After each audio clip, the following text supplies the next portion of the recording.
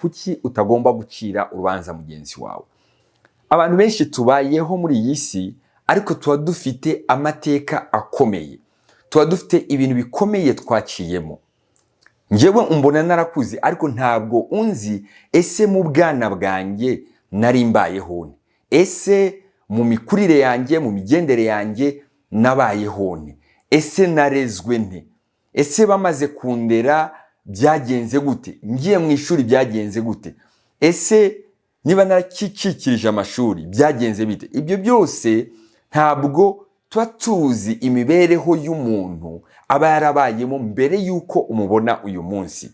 Niba wari ufite uwo muco wo gucira abandi imanza, ndagira ngo nkubwire ngo uyu munsi ubihagarike, kubera yuko ni wowe bigiraho ingaruka.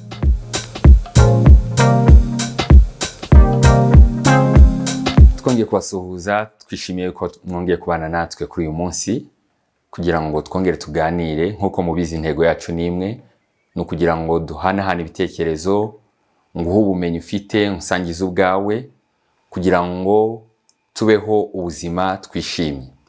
Nkuko mubizi, iyi si dufite ibintu byinshi cyane biturushya, ariko ubumenyi bwawe n'ubwanjye tugize uburyo tubihana, ukampa ubwawe nanjye nkaguha ubwanjye, ndakubwiza ukuri ubuzima bwacu bwarushaho kumera neza. Uyu munsi rero tugiye kuganira ibintu bikomeye cyane, tugiye kuganira ku nsanganyamatsiko ivuga ngo ntugacire urubanza mugenzi wawe. Uyu munsi nicyo kintu tugiye kuganira. Abantu benshi kuri iyi si turi abanyamakosa, turi abanyamafuti, dukora ibyaha bitandukanye. Hariho ibyaha ubwoko butandukanye, ariko kuri uyu munsi ntabwo ngiye kuvuga ibyaha mu rwego rw'amategeko.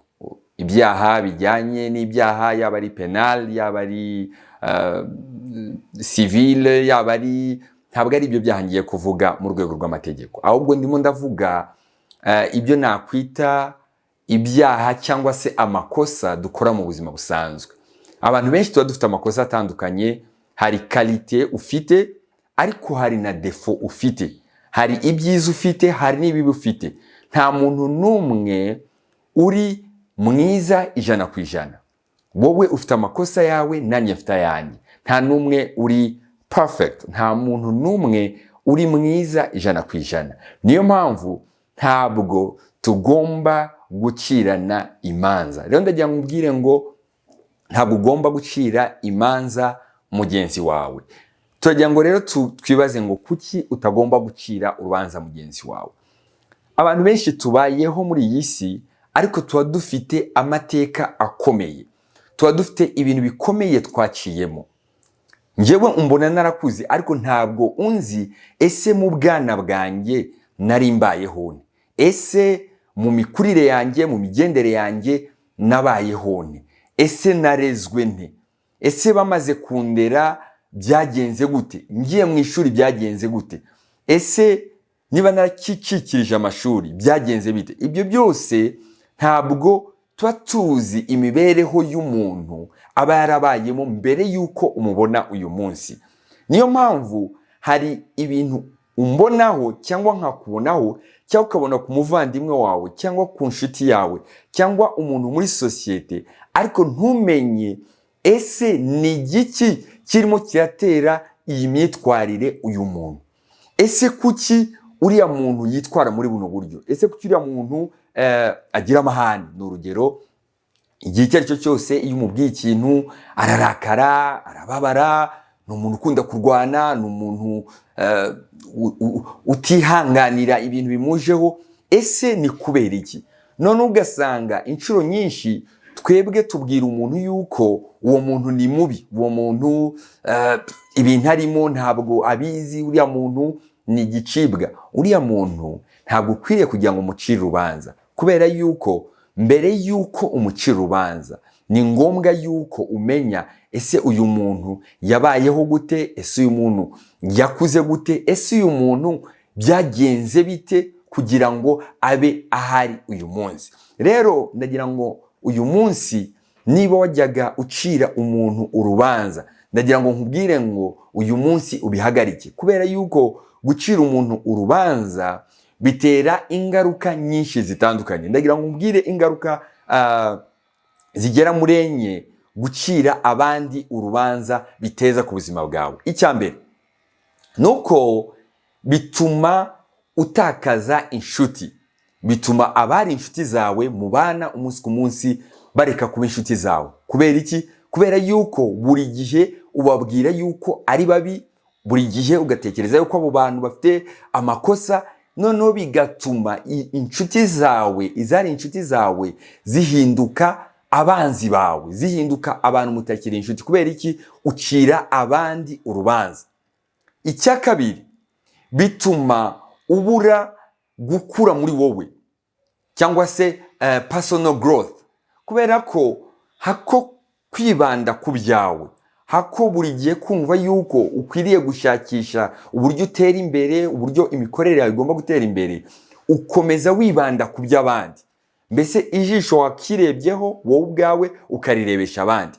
Ibyo ngibyo rero iyo ubikoze bituma wowe udakura, yaba ari mu mikorere yawe y'akazi, yaba ari muri business yawe, yaba ari mu mibanire y'abantu, kubera yuko buri gihe uba ushaka kureba iby'abandi. Bikamera nka bya bindi bimwe baca umugani ngo bavuga y'abandi yabo bakayicaraho. Wowe nawe ufite amakosa yawe, ufite amafuti yawe, ufite caractère yawe itari nziza. Rero ntabwo ukwiriye kuba ushaka kureba iby'abandi, wagakwiriye kuba ureba ibyawe ubwawe. Icya gatatu ingaruka biteza, bitwara amarangamutima yawe yo kugira impuhwe. Abantu benshi bacira abantu imanza bagera igihe ugasanga iyo abonye n'umuntu ubabaye ntabwo abona yuko ababaye, ahubwo yumva yuko ari ikintu cy'ikosa yaba yarakoze. Tuvuge nk'urugero, ushobora kubona nk'umugabo buri gihe urara mu kabari, kibaze se uriya mugabo ni igicibwa, uriya mugabo ni ikirumbo, ariko ntabwo uzi n'iki kibimutera. Birashoboka yuko ashobora kuba afite uburwayi bwo mu mutwe, like afite nka depression, afite ibibazo byinshi cyane mu mutwe. Ashobora kuba afite ibibazo mu rugo rwe, yageze mu rugo rwe ibintu byose bihinduka zeru, hakabamo amakimbirane, akarwana. Noneho bigatuma avuga ati jyewe nzajya nibera hariya mu kabari, noneho ntaho abantu bose batashye, ntaho abantu bose basinziriye. Ariko wowe umubonye ako kanya ushobora kuvuga ati uriya mugabo byaramunaniye. Cyangwa se ukabona undi muntu afite imyitwarire, ukabona ni umudamu, ariko wareba ugasanga buri gihe akunda kuba ari kumwe n'abandi bantu nakwita nk'ikigari. Kaga bari abadamu n'ibirumbo, bari abadamu byarabananiye, bari abadamu byagenze. Ntabwo ari uko nguko, ahubwo kubera yuko bahuje ikibazo, bafite ikibazo kiri koma, cyangwa se bose bahuriyeho. Ugasanga bafite nk'abana babo bose banywa drugs, banywa ibiyobyabwenge. Noneho bakavuga ati twebwe dukoze ikintu kimeze nka association cyo kugira ngo tujye tuganira, twiyibagize iby'abana bacu, cyangwa se tuzajya duhura twibagize iby'abagabo bacu badutaye. Muzasanga kenshi nk'abadamu wenda bagize nka divorce, batandukanye n'abagabo, ugasanga bakunda kuba bari kumwe. Iyo ubabonye ushobora kuvuga ngo bari abadamu b'ibirumbo, ariko ntabwo ari byo, ubacira urubanza. Kandi muri iyi video turagira ngo wowe ucira abandi urubanza uyu munsi ubihagarike, ubireke, kubera yuko nta muntu n'umwe uri perfect ubaho. Urimo urabyumva? Nta muntu n'umwe uri perfect ubaho. Rero ndagira ngo uyu munsi niba hari abantu warebaga, utangire kuvuga ngo ntiwamenya, ntabwo tuzi ikintu kibimutera, ahubwo icyamfasha, ukaba wanamusabira no ku Mana, ukavuga icyamfasha uyu muntu akava muri ubuzima abayemo, ariko ntumucire urubanza. Kubera ko biriya bintu, iriya myitwarire hari icyo igaragaza bitewe n'ubuzima wowe utazi yabayemo. Noneho ugasanga nuko yitwara kugira ngo yirengagize yuko umugabo we yamutaye, yirengagize yuko abantu bamusize, yirengagize yuko abantu bamwanze. Rero ntugacire umuntu urubanza ubonye imyitwarire afite. Hari ikindi kintu cya kane, ingaruka ikomeye cyane mu buzima bwawe, nuko iyo ukomeje gucira abantu urubanza utakaza icyo twita icyizere.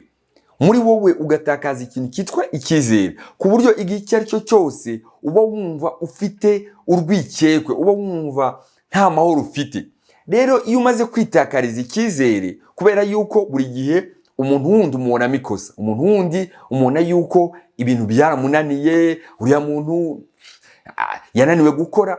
Mwari muzi yuko hari umuntu ageraho yabona nk'umuntu nta mafaranga afite, akavuga ngo uriya muntu byaramunaniye gukora, ngo uriya muntu ni ikinebwe. Ntabwo kuba umuntu adafite amafaranga nk'ayo ufite bisobanuye yuko uriya muntu ari ikinebwe. Ntabwo bisobanuye yuko ari kubera ari igicucu mu mutwe. Ntabwo bisobanuye yuko adafite ubwenge nk'ubwo ufite. Ahubwo uriya muntu banza urebe, ese niba nta mafaranga afite, niba nta terambere afite, byagenze biti? Ese yagerageje gukora ibyo yagombaga gukora ntiyagera ku iterambere? Ariko wijita ucira mugenzi wawe urubanza. Ibitabo byinshi tureba bitubuza inshuro nyinshi, cyangwa se dusoma bitubuza inshuro nyinshi gucira mugenzi wawe urubanza. Kuko iyo uciriye abandi urubanza, ingaruka nari maze kuvuga nuko witakariza wowe icyizere, noneho bikagutera yuko abandi bantu bazajya nawe bagucira urubanza.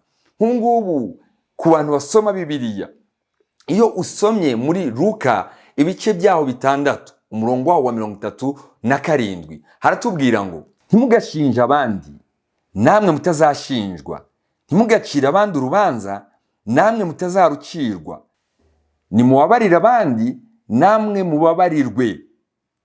Niko ijambo ry'Imana ritubwiye. Dusomye mu rurimi rw'igifaransa haratubwira ngo ne jugez point et vous ne serez point jugés, ne condamnez point et vous ne serez point condamnés, absolvez et vous serez absolts. Dusomye mu cyongereza haravuga ngo do not judge and you will not be judged, do not condemn and you will not be condemned, forgive and you will be forgiven. Nega ngo nkubwire ngo wowe udukurikiye uyu munsi, niba wari ufite iyo ngeso yo kugira ngo ucire abandi urubanza, niba wari ufite icyo kintu cyo kugira ngo buri gihe abantu ubiteye ko ari abanyamafuti, ari abanyabyaha, niba usenga, niba uri umukristo, niba uri umuntu ujya mu rusengero, icyo kintu ni ikintu Imana yanga, ni ikintu sosiyete yanga, ni ikintu gituma utakaza caractère yawe, utakaza ubumuntu bwawe, utakaza wowe uriwe. Ndagira ngo nkwifurize, niba wari ufite iyo ngeso mbi, niba wari ufite uwo muco mubi wo gucira abandi imanza, ntuzongere. Niba wari ufite uwo muco wo gucira abandi imanza, ndagira ngo nkubwire ngo uyu munsi ubihagarike, ubyihorere, kubera yuko ni wowe bigiraho ingaruka. Mwakoze cyane gukurikira iyi video, naho ubutaha.